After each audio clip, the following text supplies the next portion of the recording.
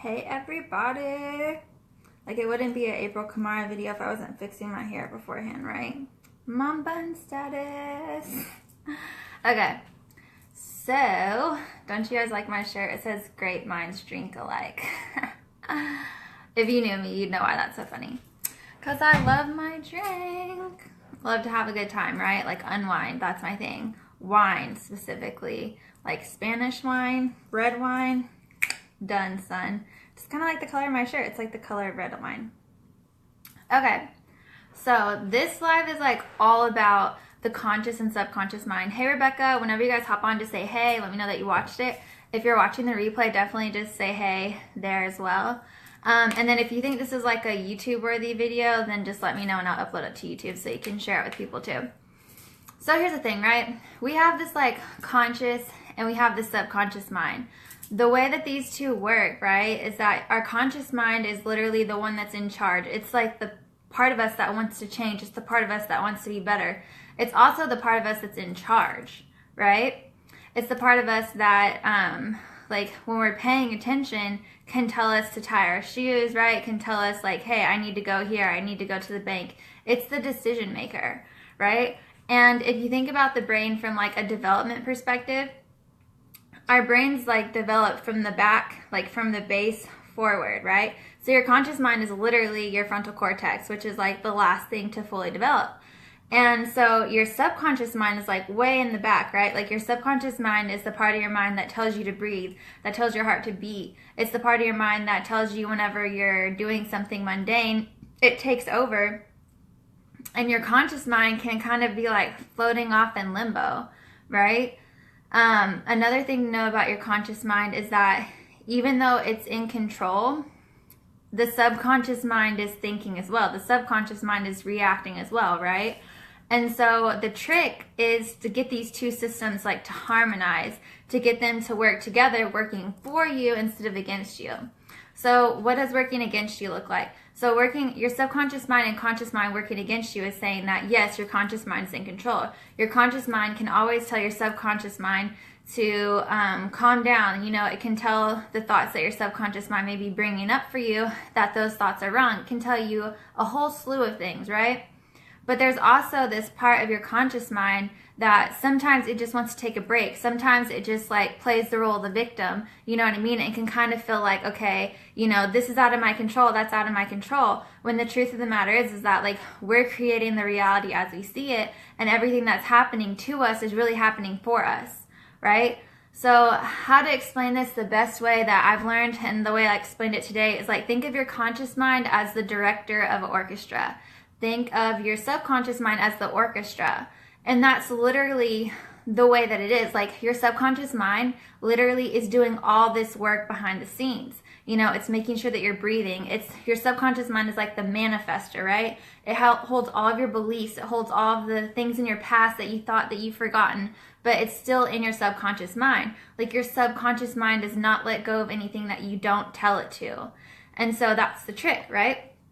Our conscious mind is the part that we get to choose, right? It's our, like, it's the reason why we get to choose. It's the reason why, like, what distinguishes us between, like, animals, you know? Like, we're not just living off of survival. We're not just living off of instinct. Our subconscious mind is almost the instinct, but our conscious mind is the director, right? It's the part that says, it's telling everything how to go, and then if something's wrong, you have to, like, stop and address what was wrong. Get to that, like the one thing that was out of tune, or to that one person who wasn't on the right pitch, right? And the director has to like identify what was off pitch, what's going in the wrong direction, and it has to say, hey, you know, that's not right. You need to do this. Hey, that thought is not right. You need to think this, right? And so it's a harmony. It's like, it's an ever-changing, like, almost like dance that you're doing, right? Because you think that like we're just living consciously. And I used to get this confused a lot of the times too. Like when I was younger and I used to set goals, I used to think that, oh, just because I set this goal like right now that I'm going to fulfill it. But the thing is, if my conscious mind or my subconscious mind didn't have the beliefs to support a goal that I set consciously, I would end up self-sabotaging. I would end up like, you know, feeling like a victim, thinking like, oh, you know, like, why can everyone else do this and I can't? And the problem wasn't with my conscious mind. There was no problem with my conscious mind. Like, our conscious mind is literally like, kind of like our saving grace, right? Like, it's the part that has the ability to look at everything. But some of the like subconscious beliefs that we pick up, like I said, our brains from when we're like children develop from the back up, and your subconscious mind is like the back. It's like the part of you that like learns things when like you're really, really young. And these are beliefs and ideas and systems that you put in place and that are taking effect on your life right now. So say I have a goal that I want to reach, right? Say that I want to lose weight. But in my mind, you know, I've been taught that, you know, mothers shouldn't rely on their looks. You know, like if you're a mother, you should just kind of like be strictly about your child, and to like focus on my weight would be taking attention away from my child. So I may have like consciously said I want to lose weight, and I may have like bought the program. I may have went to the grocery store and bought all the food, right? But because my subconscious mind has a belief in there that says like, no, you're a mom, you don't need to worry about your weight, you only need to be concerned with your son, then I'm going to like get started, but I'm going to have a really, really hard time staying consistent. And I'm going to feel almost as if all the odds are against me. And it's not that all the odds are against me. It's that I'm the director of an orchestra that's like playing a completely different tune than what I'm directing. So I have to look at what the tune of the orchestra is, and I have to see what story or what tune, what melody that the orchestra is playing, which is my subconscious mind. And I have to say, okay, why is it playing this? And then on top of why is it playing it, what does it need to be playing? You know what I mean? Like, how can I shift from where I'm at right now, what the orchestra is playing, to what I need to be playing? So you're literally almost, think of it as like having a conversation with yourself, right? It's like you have to do the work. You have to dive deep. You have to look at what your subconscious mind is telling you and look at all the stories and everything with it. Because once you do that, then you have the power to like say, as a conscious, like your conscious mind to say, okay, like I see where this is coming from, but I know that's not true, right? And the thing about the subconscious mind is that it's like a tricky bastard.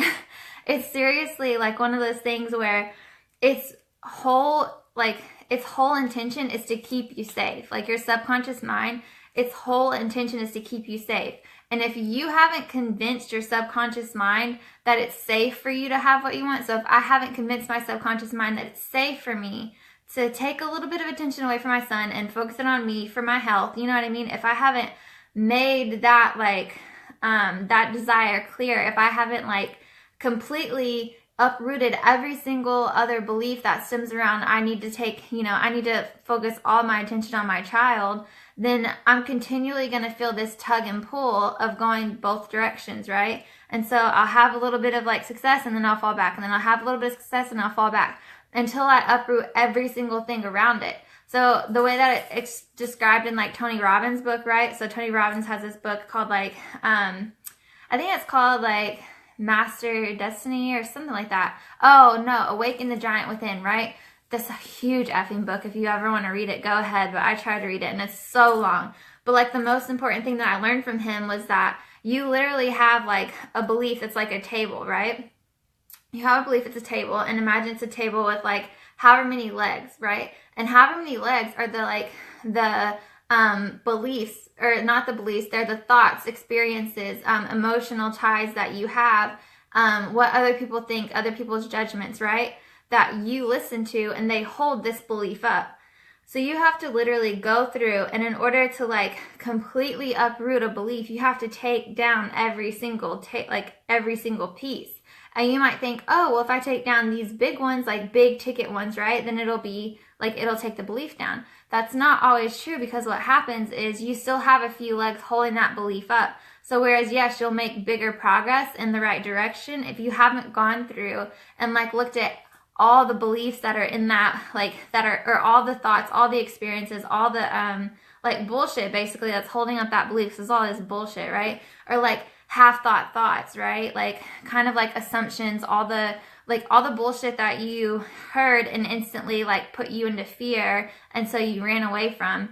Those are the things that when they come back up, they're gonna like inspire that fear, which is going to let the subconscious take over control. And your conscious mind is just going to kind of be like in this whole whirlwind of like, you know, why am I eating these things when I don't think I should be eating them? Why am I like, you know, like why am I having a breakdown during my workout instead of just working out, you know? Why do I like think that I need all these things in order to like be thin, but really I don't? Like if I just focus on my nutrition, I'd be fine, right? And the reason why is because like you're, number one, like sabotaging yourself. Like you went into the emotional state, which the emotions like for your desires are good, right? Those are emotions that you brought upon yourself. But if they're emotions from your subconscious that are just trying to protect you, they're half-thought truths. They're like fearful thoughts that like almost take you for a whirlwind and like completely disrupt the pattern or like the belief that you're trying to knock down, right? And it almost like muddies the waters. So imagine it like you have a clear path, you know where you're going, right? You've set out the path, you've laid out, all right, I'm going to work out at this time in the morning, I'm going to eat at this time, you know, I'm going to make sure that, you know, I don't go to Starbucks.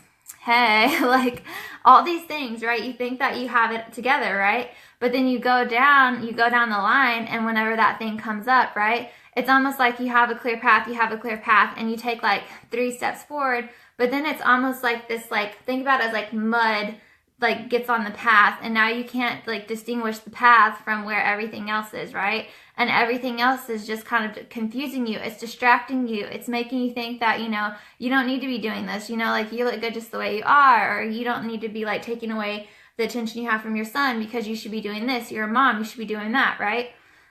Those things are almost like coming up for you in a way that's meant to detract from what you're doing. It completely makes you forget about the goals that you have because it's saying, hey, like, you know, you're not listening to me, I'm going to distract you. Like I said, your subconscious mind is like doing all the work. Your subconscious mind is also what helps you manifest, okay?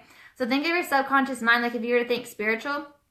Your subconscious mind is like the voice of reason that the universe is always quote unquote saying yes to, right? Like you've heard that the universe is always saying yes. Like every thought that you have, the universe is saying yes. Like the law of attraction preaches that, right? But the thing about it is that it's not like saying yes to your conscious mind is like 2%. Saying yes to like your subconscious mind is like 98% of what's actually going on. Hey, Juanita. So whenever you have these instances where you feel like, okay, you're going on this path, you see the path in front of you, but then it's almost like the waters get muddy and you get that feeling of like, well, where am I going now? And you get completely distracted. You've been self-sabotaged. Just go ahead and like hashtag self-sabotage. You've been self-sabotaged. And the reason why is because you didn't do the work, right? Like we can't fear going and looking at our shit. That's kind of what the idea of the law of attraction and like some other people have been teaching. It's almost like it creates this fear for people to go back and look at their shit because they think if they go back and look at their shit, it's just going to bring about more shit, right? Well, the good thing is that like a positive thought literally can uproot like 1,000 negative thoughts, right? But if you're focused solely on the negative, the thing that gets you about those negative thoughts is that you're negative, like focusing on that negative thought in a state of like when your subconscious is taken over, you can dwell. It turns into like a dwelling. It like ferments that thought. And yeah, it will create more of that thought, right? Because you're not consciously looking at it. You're looking at it through a subconscious lens, which is like a victim mode, which is like a, you know, your emotions are taking over and you're like focusing on it, but consciously you're not aware that you're focusing on it. You're not consciously choosing to focus on it. You reverted to that, right? And so when you revert to something, that's like ingraining the belief even harder. So the way to like battle this and to balance this, first of all, is like every morning when you get up, have an intention for that day, right? I try to do this and I'm like still working on it. Like I still have like, you know, my not perfect days, right? But it's like the days that I wake up and I set an intention, right? Like I like go through my to-do list and I like say, okay, I'm gonna do this, this, and this today. And then I go through and I do it. Those days are super easy, right? But the days where I wake up and I'm just like, oh, I don't feel like doing that. I'm just going to lay in bed, you know, and then that laying in bed turns into like just playing with Elijah. And then I play with Elijah and I realize, holy crap, like it's so-and-so o'clock. Like, you know, I have all these things I was supposed to be doing. I just didn't do it, right? And then that's when I know, okay, what attracted that, right? Like, what happened? Well, if I were to look at it from a conscious perspective, obviously I didn't direct my subconscious into where to go. You know, I know that I can tell my subconscious, hey, I know that you're not feeling like getting up right now, but you have this, this, and this to do. So just get up and, like, you know, be happy with getting up and getting moving. Like, you'll feel better afterwards, right? I can consciously tell my subconscious mind that. But we get duped by the subconscious whenever we just listen to it, right? Whenever we just listen to that, oh, I'm just going to lay in bed a little bit longer. It feels so good, right? And that's fine as long as we have that balance of, okay, that's a conscious decision. That's not a subconscious decision, because if it's a subconscious decision, then we'll stay there too long. We'll end up feeling guilty about it afterwards.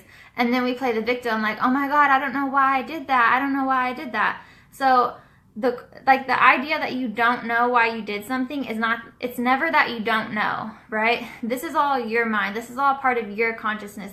You always know what it is that you're doing. You always know why something happened. It's just whether or not you're consciously choosing to look at it and, like, take ownership for it.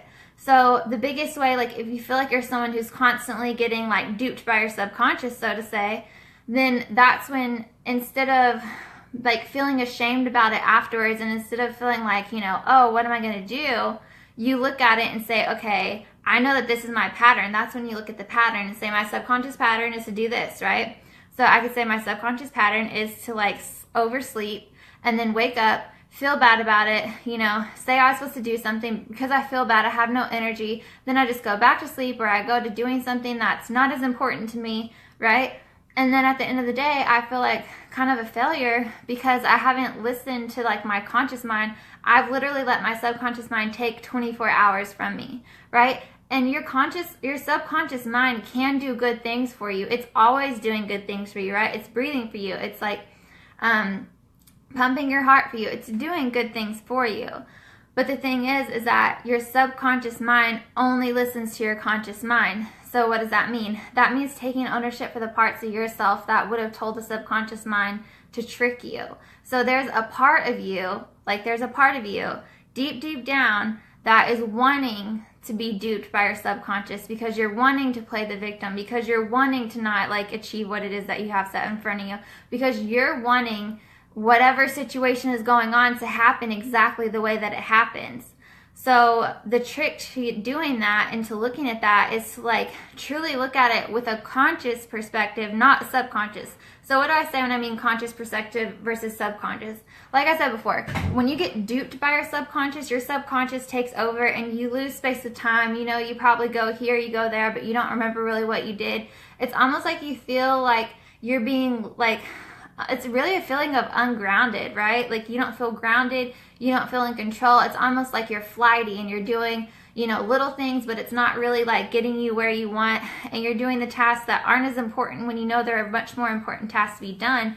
But when you think about doing those tasks, or when you think about having to do them, you just get down on yourself, and it's like your ego is literally running the show. Like, your ego is 100% running the show. Well, why is your ego running the show? Well, because somewhere along the way, your subconscious mind allowed it to. Your subconscious mind said, hey, I can't handle this. I don't want to do this. Like, you know, I don't think I can do this. I don't believe that I can do this. I don't believe that I can have this, right? And your subconscious mind just said, okay, like, your wish is my command. Let me do it for you. I'll give you a perfect example. So, for some reason, I have this, like, really bad habit of, like, wanting to set all these goals, but then, like, almost feeling guilty for setting them, and not even really feeling guilty, but, like, feeling overwhelmed. Like, who the F am I to do all these things? Who the F am I to, like, you know, say that I'm going to do all these things when I'm a mom and I have all these other things?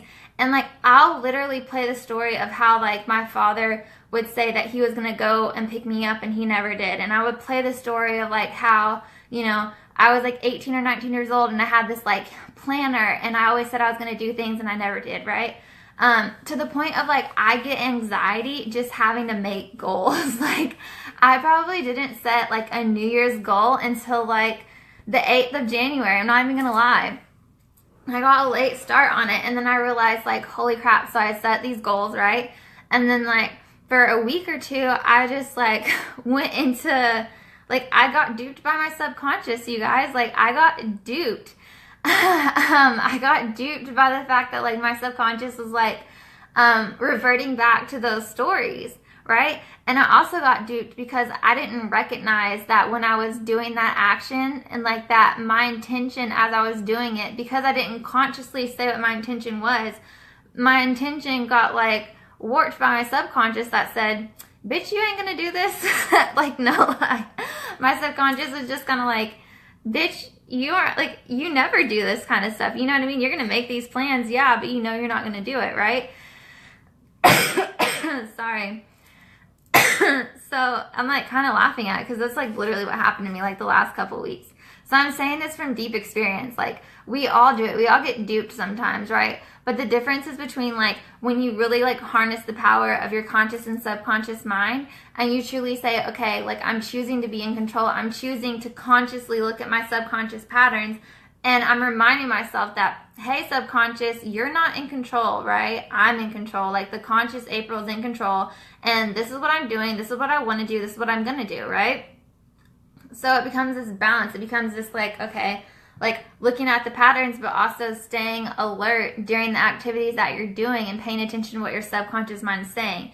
That's another thing about your conscious mind and your subconscious mind. Your conscious mind can be going like in one direction, but if it's not checking your subconscious mind, so if you're not checking in with how you're feeling, if you're not checking in with what you're doing, if you're not checking in with like really just like your body and like where you feel tightness at, like when you feel anxious, sorry, the thoughts that you get that kind of trigger you to go in that spiral, if you're not checking into that too, then you get like I said, it'll be kind of like you're on that path and then the path will just get muddy. So like, what's your job? You know, where are you falling short? Are you falling short in like the setting intentions before you're doing things? Or are you falling short in the like doing the legwork first? That's why all my courses, that's why everything that I like give to people, it always really focuses on the negative first. And that's like very different from how I used to feel. Like I used to feel like, oh, don't focus on the negative, it's not important. And it's like a half truth, right? So the negative isn't like 100% important. It isn't more important than the positive, right? But that's kind of like saying one thing's good and one thing's bad. So I would say negative and positive, but that would mean for me, like, you know, not looking at the negative and saying that the positive would outshine the negative, right? Wrong. Like, we're physical creatures. Like, we have brains that literally focus and like are here to protect us. And like that version of protection literally means that if we have a fear, if we have a doubt, if we have hesitation, if we have any resistance whatsoever towards doing whatever it is that we want to do, then we're going to revert back and we're going to like self-sabotage ourselves basically. So I always focus on doing the legwork first, looking at all the resistance first, so that you can be honest with yourself and so that you can go and do the work of like taking out all these thoughts, taking out all these beliefs that you have towards getting your goal. Like I always like to focus on a goal. And then once you see those thoughts and those beliefs, then you can just slowly, one by one, like look at them for what it is, air the dirty laundry out, put it in the laundry and like shine some light on it and be done, right? And there's like a balance to that too, right? There's a balance of saying, okay, well, when do I actually get to do the work? Right? Well, when do you bust through the blocks enough to where you're literally taking inspired action and, you know, when these things come up, you're aware of them. So your conscious mind instantly knows what to say so that you can revert that thought and you can have a better day. So you can revert that thought and you can have a better experience. It's not rocket science, right? But we like to like play the role of the victim because it's hard. It's not easy. It's not something that is like visually appealing. It's not appealing to the like mainstream what everyone's talking about, but the truth about it is that like if you want real results, if you want to actually like not only take charge of your life but take charge of your thoughts, your emotions, everything, this stuff is important. This is your most important work.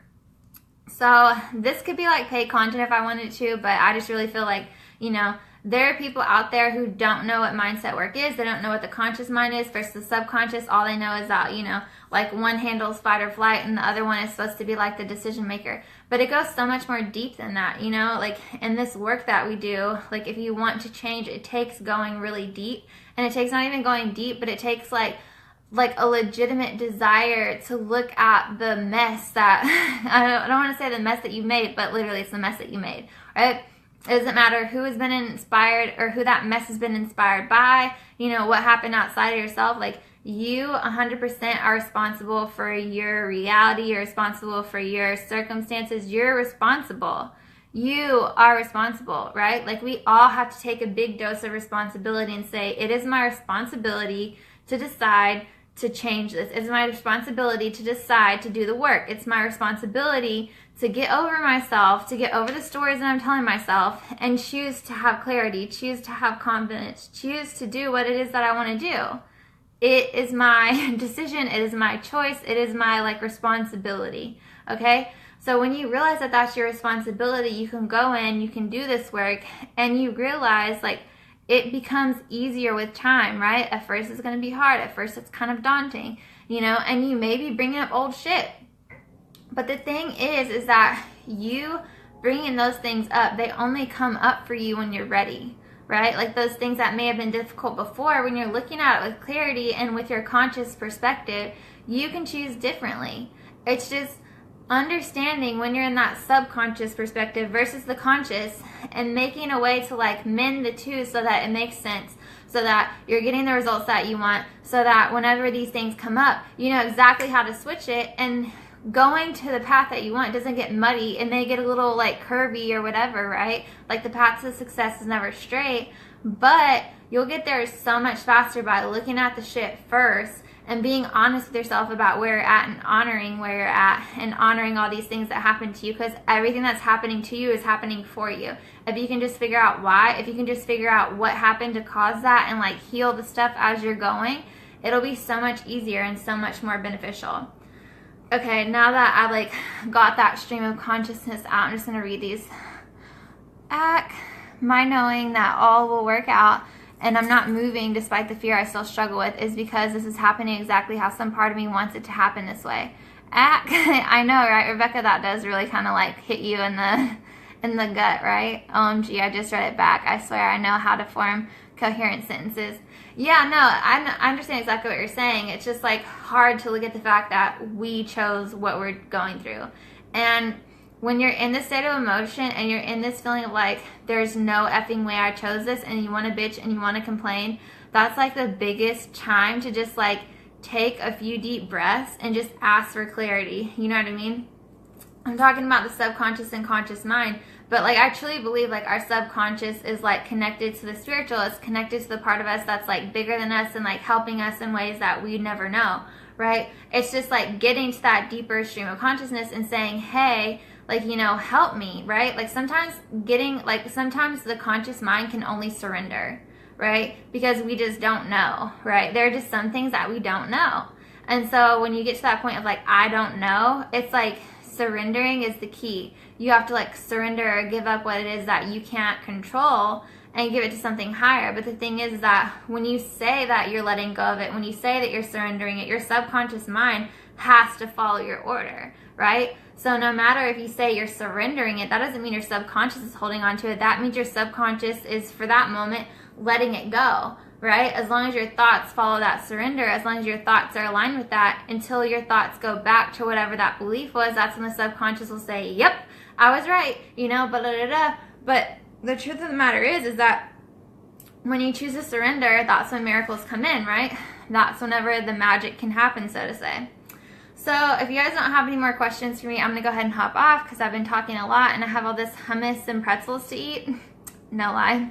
I'll let you guys go. If you have any questions, I'll, like, wait for a little bit. Just let me know. But I might upload this to YouTube, so I may not, like, just chomp down at the end of this. Can you see Elijah in the back? He's so adorable. He's sleeping right now. We took him to, like, the park and everything today. He loved it. I mean, he's not walking yet, but, like, we were just walking around the park. It was so nice. Okay, guys. Well, if you don't have anything for me and I don't see anything on here, I will let you go. I hope you have an amazing new moon. So the new moon is out. Set your intentions, right? The new moon is all about, like, pretty much, like, making a wish and, like, surrendering it to something bigger and just letting it manifest as it manifests, okay? So do the work, right? Do the work consciously, not subconsciously. Do the mindset work that says, like, you're willing to look at these dark so-called places, right? but look at them with the willingness to change them. And as you're changing them, rewrite your story, right? And then set intentions continuously. Like, do less with more intention is basically what I've gotten this year. You know, have a balance, you know, balance your work, balance your life, and then just do less, but with more intention, with stronger intentions, and with more faith and willingness and trust that it's going to work out. All right, bye, you guys.